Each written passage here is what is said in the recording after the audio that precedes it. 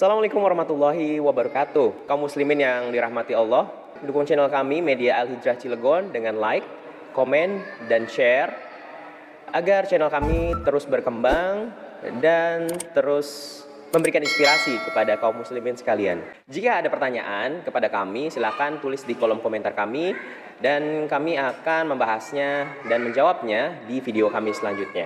Wassalamualaikum warahmatullahi wabarakatuh. May yahdihillahu fala mudhillalah. Barang siapa yang diberikan oleh Allah petunjuk, maka tidak ada satu orang pun yang dapat menyesatkannya. Wa may yudlil fala hadiyalah. Dan barang siapa yang disesatkan oleh Allah, maka tak ada satu orang pun yang dapat memberikannya petunjuk. Wa asyhadu an la ilaha illallah wahdahu la syarikalah wa asyhadu anna Muhammadan abduhu wa rasuluh. Dan kami bersaksi bahwa tiada ilah yang berhak diibadahi kecuali Allah, dan juga kami bersaksi bahwa Nabi Muhammad adalah hamba dan utusan Allah.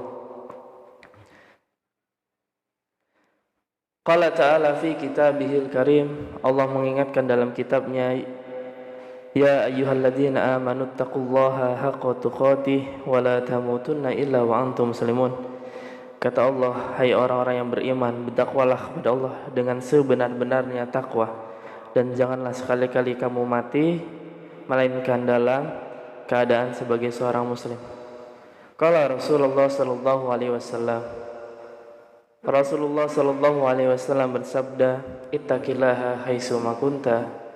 Bertakwalah kepada Allah dimanapun kamu berada. Wadbi sayyatal hasanata tamhuha. Dan iringilah perbuatan buruk dengan perbuatan baik. Wa khaliqin nasa bihulukin hasan. Dan pergaulilah atau bergaulah dengan orang lain dengan akhlak yang baik. Allahumma la sahla illa ma ja'altahu sahla wa anta taj'alul hasna idza syi'ta sahla. Amma ba'du. Jamaah salat subuh yang dirahmati Allah, kita bersyukur kepada Allah atas segala nikmat yang Allah berikan kepada kita. Semoga segala nikmat ini senantiasa mengantarkan kita kepada kebaikan, karena sejatinya itulah nikmat. Kalau tidak mengantarkan kebaikan berarti itu bukan nikmat, tapi sebaliknya. Maka kita meminta berlindung kepada Allah agar Allah senantiasa menjaga kita dalam kebaikan. Amin. Allahumma amin. Amin. Salawat dan salam selalu tercurah kepada Nabi Muhammad sallallahu alaihi wasallam sebagai suri tauladan bagi kita semua, dan semoga kita bisa senantiasa istiqomah mengikuti apa-apa yang telah beliau ajarkan, dan kelak kita mendapatkan syafaat beliau di yaumil akhir. Amin. Allahumma amin. Jamaah salat subuh yang dirahmati Allah, sebetulnya tadi isi muqaddimah juga sudah menjadi nasihat ya. Sudah menjadi nasihat bagi kita semua. Biar isi kultumnya sedikit. Jadi jamaah sekalian yang dirahmati Allah, Masya Allah ya, qadarullah belum sempat nyiapin kultum, tapi saya coba menyampaikan sesuatu yang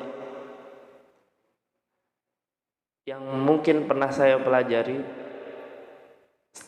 seadanya gitu. Jadi kalau misal jamaah sekalian mengoreksi jika ada kesalahan, silahkan. Jadi begini jamaah sekalian yang dirahmati Allah, bahwa di dalam Al-Quran itu kan terdiri dari berapa ayat? Udah 6.600 sekian ayat. Dan ternyata sepertiga isi Al-Quran itu membahas mengenai kisah. Jadi sepertiga isi Al-Quran itu bicara tentang kisah, tentang sejarah. Kenapa? Saking pentingnya kisah ataupun sejarah. Ya kisah-kisah orang-orang terdahulu yang itu bisa, darinya kita bisa mengambil pelajaran. kisahnya, ada kisah-kisah yang baik ataupun kisah-kisah yang buruk, agar kita semua dapat mengambil pelajaran. Karena apa? Sebetulnya yang terjadi hari ini adalah sejarah yang diulang. Kenapa kita harus mengambil pelajaran dari kisah? Karena gak akan jauh berbeda, yang terjadi hari ini adalah sejarah yang terulang. Apalagi kita yakini bahwa segala sesuatu yang ada di dalam Al-Quran itu adalah sebagai petunjuk. Jadi kisah yang ada di dalam Al-Quran kita ambil sebagai petunjuk.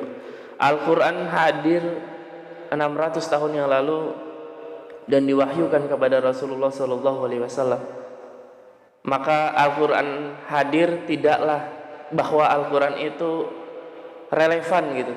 Walaupun Al-Quran itu hadir 600 tahun yang lalu, menceritakan kisah-kisah zaman terdahulu sebelum zamannya Rasulullah, tapi muatannya itu relevan hingga kita hari ini.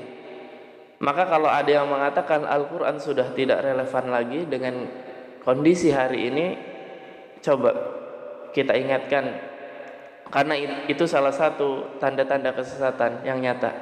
Jadi Al-Quran itu relevan sampai akhir zaman, sampai hari kiamat. Isi yang ada di dalam Al-Quran itu pasti cocok gitu tuh untuk digunakan, diterapkan hingga akhir zaman. Nah, salah satu kisah yang berada di dalam Al-Quran yang ingin saya ulas sedikit di sini adalah kisah tentang seorang nabi, yaitu tentang kisahnya seseorang yang bernasab mulia. Beliau adalah seorang nabi, bapaknya juga seorang nabi, kakeknya seorang nabi, dan buyutnya seorang nabi. Kira-kira siapa? Kisah Nabi Yusuf alaihi salam. Nabi Yusuf bin Yakub. Langsung gitu kan. Kalau Rasulullah kan memang keturunan Nabi Ibrahim, Nabi Ismail, tapi nasabnya jauh. Tapi kalau Nabi Yusuf ini nyambung, bin Yakub, langsung seorang nabi bapaknya. Kakeknya bin Ishak, langsung gitu, seorang nabi kakeknya. Dan Ishak bin Nabi Ibrahim, jadi buyutnya langsung Nabi Ibrahim. Nyambung gitu tuh, empat-empatnya ini nyambung. Dan di dalam Al-Quran itu biasanya kalau kita ingin mendapati kisah seorang nabi, misal contoh katakanlah Nabi Musa, maka kita tidak cukup mendapati kisah Nabi Musa itu dalam satu surat, tidak. Tapi kalau kita ingin mempelajari sejarah Nabi Musa di dalam Al-Quran, maka cerita tentang Nabi Musa itu akan terdapat hingga 30 surat. Banyak, Pak. Jadi kalau mau mendapati cerita Nabi Musa di dalam Al-Quran, kita harus buka kurang lebih sampai 30 surat. Tapi kalau kita pengen mempelajari kisah Nabi Yusuf, kita cukup buka surat Yusuf. Jadi satu surat itu ngebahas penuh gitu tuh, cerita Nabi Yusuf dari awal sampai akhir. Karena bahkan ulama-ulama menganjurkan membaca surat Yusuf ini untuk apa? Kalau kita mungkin banyaknya baca surat Yusuf kalau lagi hamil gitu tuh, biar nanti anaknya ganteng kayak Nabi Yusuf, gitu nggak? Padahal kalau menurut ulama, surat Yusuf ini adalah surat penghibur. Jadi kalau kita lagi futur, iman kita lagi turun, lagi lemah, baca surat Yusuf. Kita lagi nggak semangat, baca surat Yusuf. Karena salah satu Allah ketika menurunkan surat Yusuf, salah satu sebabnya adalah untuk menghibur Nabi Muhammad SAW, untuk menghibur Nabi Muhammad SAW dengan kisah-kisah yang ada di dalam surat Yusuf. Kadang kita berdoa pengen anak kita seperti Nabi Yusuf. Kita nggak tahu, ternyata Nabi Yusuf itu luar biasa godaan, luar biasa ujian hidupnya gitu tuh. Sampai Rasulullah yang kita kenal ujian hidupnya luar biasa, ketika Allah kisahkan surat Yusuf, Rasulullah merasa ternyata ujian Rasulullah itu belum ada apa-apanya dibandingkan ujian Nabi Yusuf alaihissalam. Jadi jamaah sekalian yang dirahmati Allah, surat Yusuf ini turun di Mekah, bukan di Madinah. Dan turun ketika Rasulullah sedang sedih-sedihnya, yaitu ketika sang istri tercinta yaitu ibunda Khadijah radhiyallahu anha meninggal, dan juga pamannya yang merupakan tameng gitu tuh ketika Rasulullah berada di Makkah, yang melindungi Rasul dari kejahatan-kejahatan kaum kafir Quraisy, walaupun pamannya ini tidak beriman hingga ujung nyawanya, yaitu Abu Thalib. Abu Thalib meninggal, Khadijah istri tercintanya meninggal. Rasulullah sangat sedih. Dakwah Rasulullah di Mekah mengalami banyak penolakan. Rasulullah sangat sedih. Lalu Allah hibur dengan datangnya surat Yusuf, seakan-akan menjelaskan kepada Rasulullah bahwa yang diuji seperti ini bukan hanya engkau, tapi ada orang-orang terdahulu yang sama ujiannya juga berat, yaitu Nabi Yusuf alaihi salam. Nah, kembali lagi, kita kadang pengen punya anak seperti Nabi Yusuf. Mau, Pak, Bu, kalau misal anaknya diuji dengan ujian yang seperti Nabi Yusuf, mau nggak? Kira-kira tahu ujiannya Nabi Yusuf? Pertama, memang beliau terlahir dengan ketampanan yang luar biasa, sampai-sampai ketampanannya itu menimbulkan fitnah yang luar biasa.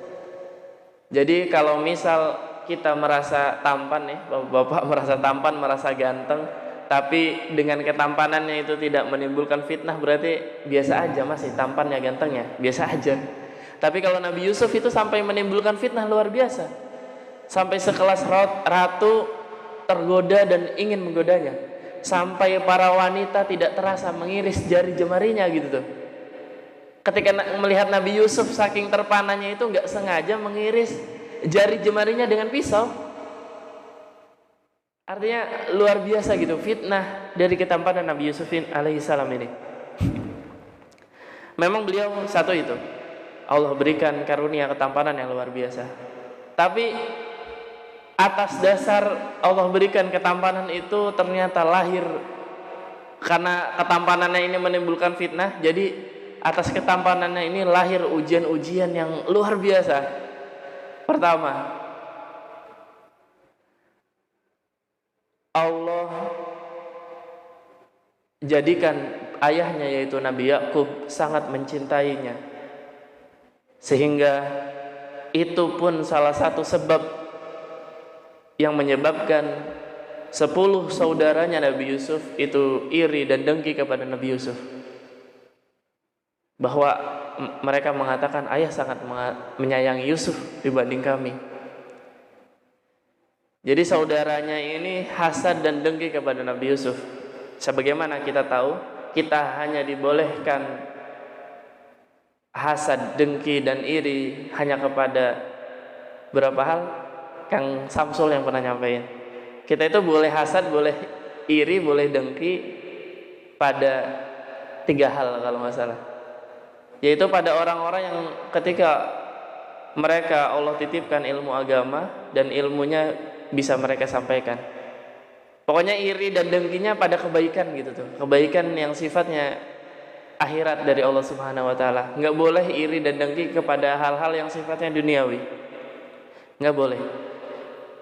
Jadi 10 saudaranya Nabi Yusuf ini iri dan dengki kepada Nabi Yusuf, sehingga mereka berniat untuk membunuh Nabi Yusuf ketika Nabi Yusuf masih anak-anak. Tapi nggak jadi dibunuh, tapi dimasukkan ke dalam sumur. Gitu. Itu ujian salah satu ujiannya, yaitu dibenci oleh saudaranya, lalu ingin dibunuh dan akhirnya dimasukkan ke dalam sumur. Mau kira-kira kita seperti Nabi Yusuf? Ujiannya seperti itu kan gak mau. Berat gitu, sangat berat. Ketika dimasukkan ke dalam sumur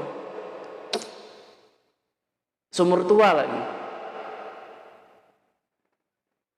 Jadi sewaktu-waktu saudaranya itu masih mendatangi sumur tersebut untuk memastikan Nabi Yusuf ini sudah meninggal atau belum. Ternyata belum meninggal. Ketika belum meninggal, ada seorang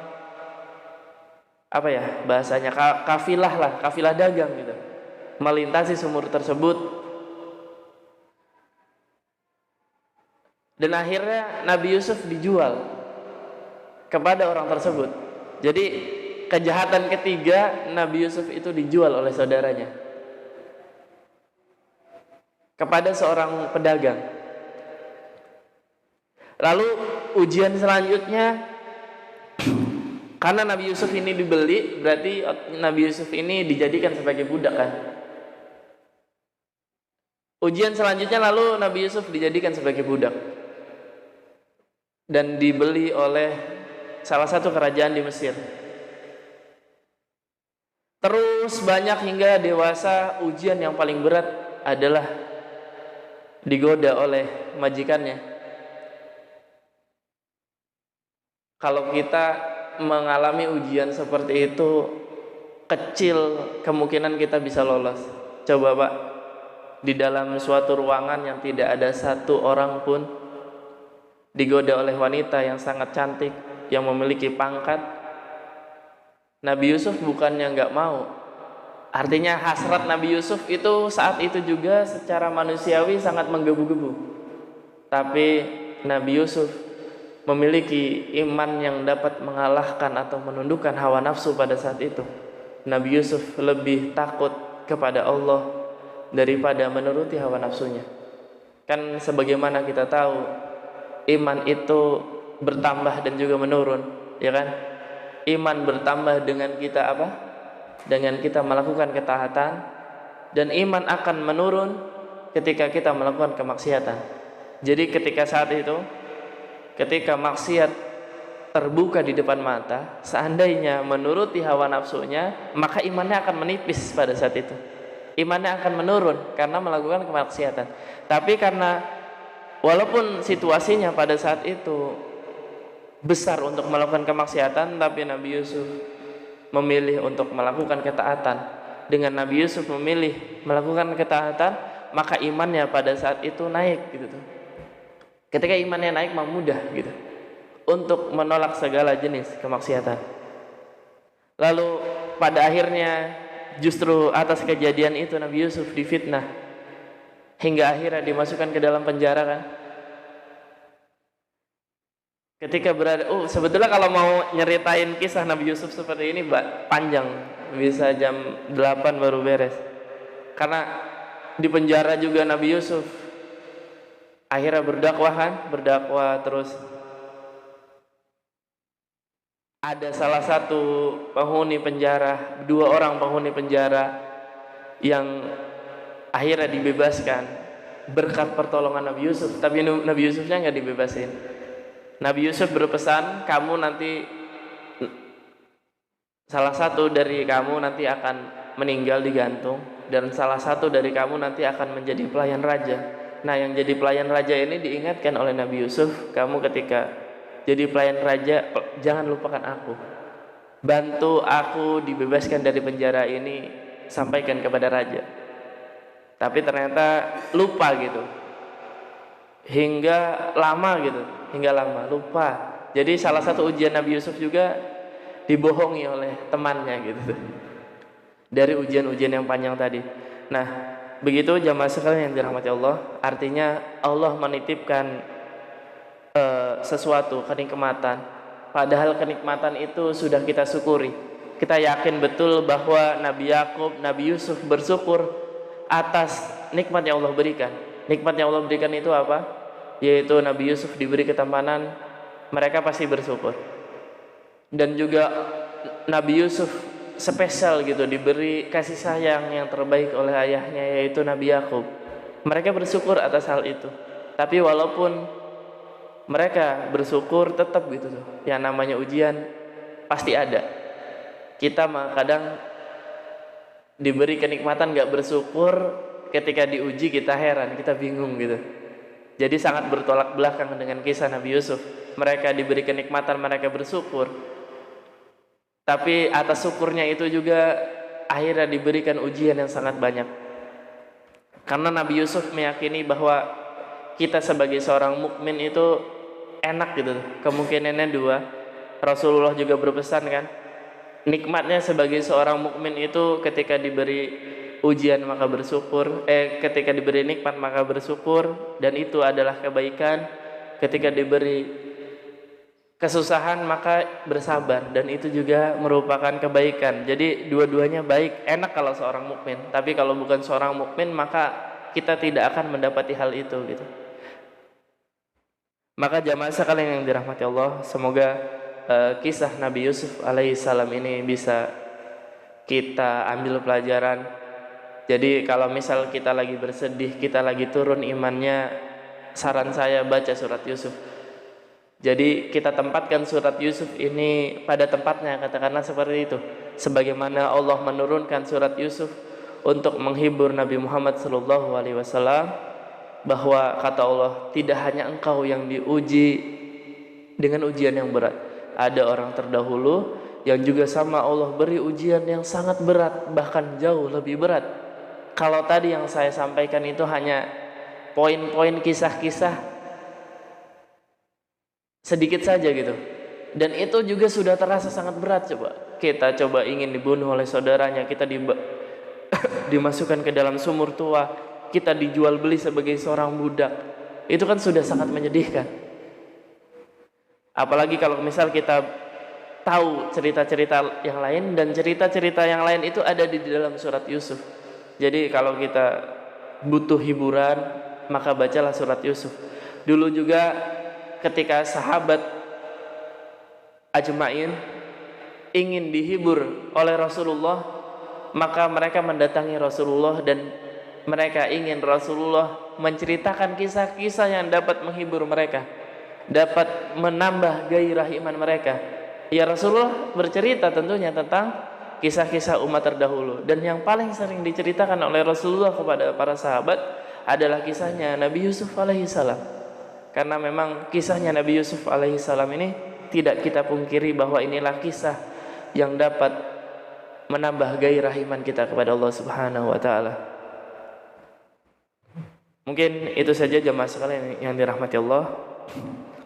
Semoga pesan singkat ini senantiasa bisa menjadi pengingat bagi kita semua, dan juga semoga bisa bermanfaat bagi kita semua, sehingga hari-hari kita diisi dengan hari-hari yang Allah ridhoi, hari-hari yang Allah berkahi. Amin. Allahumma amin. Mungkin di akhir mari sama-sama kita berdoa kepada Allah Subhanahu wa taala. Semoga Allah jadikan segala aktivitas yang kita lakukan menjadi aktivitas yang bernilai ibadah di sisi Allah Subhanahu wa taala. Karena kita tidak ingin aktivitas yang kita lakukan sedetik pun tidak bernilai ibadah di sisi Allah. Kita makan kita harus bernilai ibadah di sisi Allah. Maka makannya harus baca doa, makannya harus kita niatkan bahwa dengan makan kita menjadi sehat. Dengan sehat kita semakin semangat beribadah kepada Allah Subhanahu wa taala. A'udzu billahi minasyaitonir rajim. Bismillahirrahmanirrahim. Hamdan syakirin, hamdan naimin, hamdan yuafi nikmahu wa yukafi mazidah. Ya Rabbana lakal hamdu kama yanbaghi li jalal wajhikal karim wa adimi sultanik. Allahumma inna nas'aluka ilman nafi'a wa rizqan thayyiba wa amalan mutaqabbala. Allahumma afini fi badani, Allahumma afini fi sam'i, Allahumma afini fi basari. Allahumma inni a'udzu bika minal kufri wal faqr wa a'udzu bika min azabil qabr la ilaha illa anta. Allahumma inna nas'aluka al-afwa wal afiyata fid dunya wal akhirah. Allahumma inna nas'aluka al-afwa wal afiyata fi dini wa dunya wa ahli wa mali. Allahumma astur awrati wa amin rawati. Allahumma fadni min bayni yadayya wa min khalfi wa yamini wa an simali wa min fawqi. Wa a'udzu bi adamatika nubtala min tahti.